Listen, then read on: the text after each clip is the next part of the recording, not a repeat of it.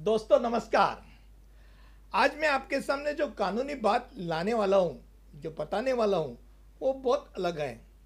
इसमें हम जानने वाले हैं कि एनसी करना यानी क्या होता है, पहली बात।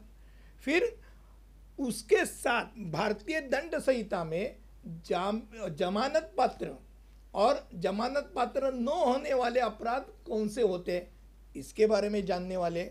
और जमानत मंजूर करते समय न्यायालय किन महत्वपूर्ण बात देखती है, ये बात हम जानने वाले हैं। पहली बात, एनसी यानी क्या होता है ये हम देखेंगे। एनसी यानी नॉन कॉग्निजेबल ऑफेंस, यानी अदखल पात्र अपराध। अब अदखल पात्र अपराध के बारे में जो तकरार की गई है उसके बारे में हम जानेंगे।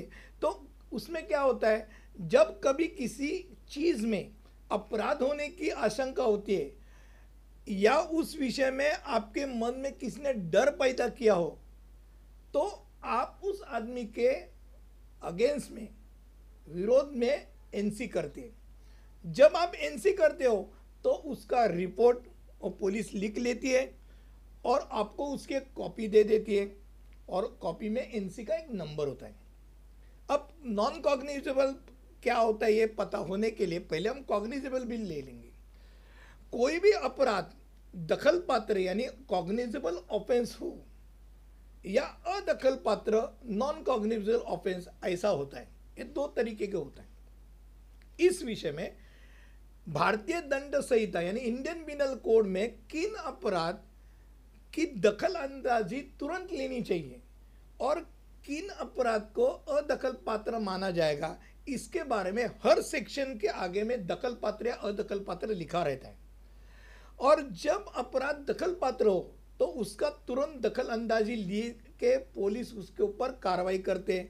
अगर वही अपराध अदखल पात्र हो तो मैंने पहले जो पता है वैसे एनसी ली जाती है और उसका एक नंबर दिया जाता है, और उस आदमी को, संबंधित आदमी को बुला के समझाया जाता है कि भाई साहब, आपका जो आपके ऊपर एनसी की गई है, आपके ऊपर हमारी नज़र है, अगर आपने कुछ अपराध किया तो आपको अंदर डाल देंगे।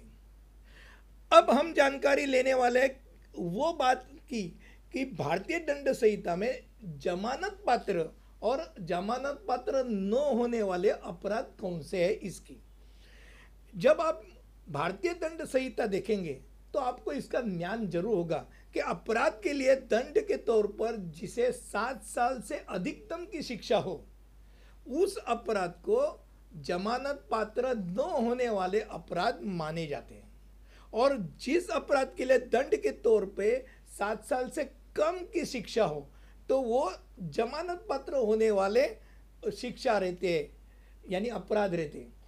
अब हम देखेंगे जमानत मंजूर करते समय न्यायालय किन महत्वपूर्ण बातें देखती है। जो न्याय दंडाधिकारी होता है वो किन बात पे नज़रअंदाज करता है। नंबर 1, जो अपराध हुआ हो उसका स्वरूप क्या है, समाज की नज़रों में उसका गंभीर स्वरूप है या नहीं, और कितना है। अगर मान लो किसी ने बलात्कार कर दिया है, ऐसे आदमी को छोड़ना चाहिए, नहीं छोड़ना चाहिए, क्या करना चाहिए उसके ऊपर है, यानी उसका स्वरूप क्या, गंभीरता क्या है। अगर ऐसे आदमी को छोड़ देंगे तो पब्लिक जाके उसको उधर ही मार देंगी तो अपराधी नहीं बचेगा, तो फिर न्यायसन कैसा होगा। वो न्यायालय में जाके उसके ऊपर अपराध फाइनल करना होगा। नंबर 2, अपराधी की ओर से वो अपराध करने के वास्ते दिए हुए कारण वो लेंगी।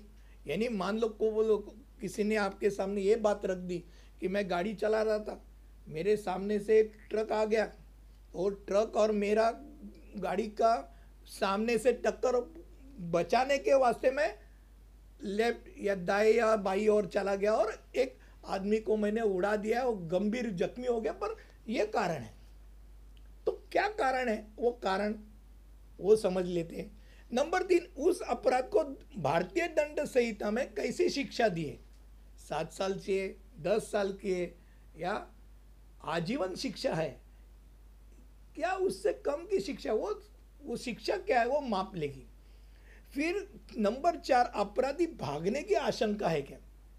अपराधी अगर भागने की आशंका है तो उसको जमानत मंजूर नहीं की जाएगी। नंबर 5, अपराधी का सामाजिक प्रारूप क्या है और समाज में उसका स्थान क्या है, इसके बारे में पता चल करेगी। नंबर 6, अपराधी का पिछला इतिहास क्या है, पहले भी ऐसा अपराध कर चुका है क्या, ये बात देखेगी, या तो पहली बार ऐसा अपराध किया ये देखेगी। नंबर 7, अपराधी को छोड़ने के बाद वो अपराध दोहराने की आशंका है क्या, ये देखेगी। नंबर 8, अपराधी तकरार करने वाले को या उसके घर वाले को तकलीफ देने की आशंका है क्या, ये देखेगी। नंबर 10, अपराधी साक्षी को धमकाएगा क्या, मारझोड़ करेगा क्या, ये नंबर 9 में पता चलेगा। नंबर 10 में अपराधी साक्षी को कोई लॉलीपॉप देता है क्या, ये देखेगी, यानी उसको फुसला के प्रलोभित करने की आशंका है क्या, इसके बारे में जानकारी लेगी। नंबर 11, अपराधी को अंदर रखने की आवश्यकता है क्या, ये भी माप लेगी। वो अंदर रखने की जरूरत ही नहीं तो क्यों अंदर रखे, उसको जमानत में मंजूर करे, बाद में उसको बुला के पुलिस स्टेशन में उसकी स्टेटमेंट ले सकते हैं। नंबर 12, अपराधी को खुद को बचाव करने के वास्ते संधि मिलनी चाहिए, ऐसा लगेगा तो उसको जमानत दी जाएगी। नंबर 13, अगर अपराधी को अंदर रखने से समाज में अशांति फैल रही हो तो उसके बारे में सोचेगी न्यायालय। और नंबर 14, आखिर में न्याय दंडाधिकारी को सही लगे तो किसी भी कारण से वो जमानत दे सकता है, वो अर्जी कबूल कर सकता है। अगर आपको इसके बारे में अधिक जानकारी पानी है तो मैंने यानी अरुण देशमुख ने लिखी हुई पुलिस कायदा और अटक, ये मराठी में लिखी हुई किताब जरूर पढ़ी। मुझे खुशी है कि मैंने आपको YouTube के ये वीडियो के जरिए एनसी करना यानी क्या होता है, भारतीय दंड संहिता में जमानत पात्र और जमानत पात्र न होने वाले अपराध कौन से हैं और जमानत मंजूर करते समय न्यायालय किन महत्वपूर्ण बातें देखती है, इसके बारे में आपको जानकारी दी। ये जानकारी आपको अच्छी लगी रहेगी, ये इसके ऊपर मुझे विश्वास है। और YouTube का ये वीडियो अच्छा लगा रहेगा तो आप इसको जरूर लाइक, सब्सक्राइब और शेयर करने के लिए न भूलिए। धन्यवाद। जय हिंद।